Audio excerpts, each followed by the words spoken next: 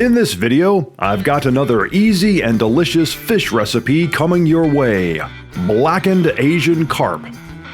This tasty Cajun dish was originally made famous by the late chef Paul Prudhomme in the 1980s, who took the common red fish, gave it a heavy coat of spicy seasoning, and essentially burned it in a frying pan and served it up as blackened snapper.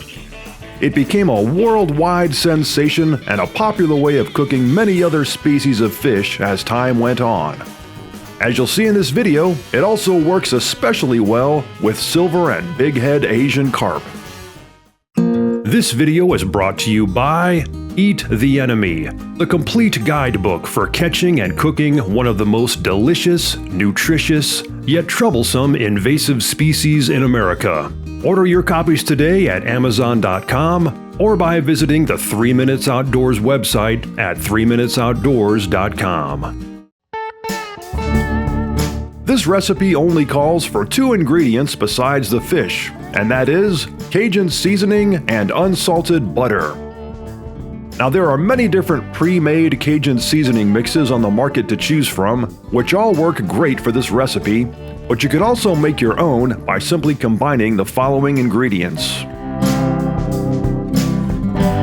For the first step, preheat a large skillet on high for about 5 to 10 minutes or until extremely hot. Any skillet will work, but a cast iron skillet is especially ideal for blackening fish, which unfortunately I didn't have when I was making this video. While your skillet is heating up, melt a half a stick of butter in a small dish. Then brush the fish with the melted butter and coat both sides of the fish heavily with your Cajun seasoning mixture. Melt enough butter in the skillet to thoroughly coat the bottom of the pan, and then blacken the fish on both sides for about 2 minutes, which basically means to burn the living hell out of it. Now keep in mind, blackening fish will most likely cause a tremendous amount of smoke in your kitchen, so make sure you have an exhaust fan going and keep the room well ventilated. After your fish is good and blackened on both sides, serve immediately with sides of your choice while it's nice and hot, and enjoy. Now I know what you're saying at this point. Yeah, that looks great, but what about all the bones? Yes, it's true, Asian carp do have an intricate bone structure, and cooking whole fillets, as I did here, will require you to pick out the bones, which is really not that big of a deal at all.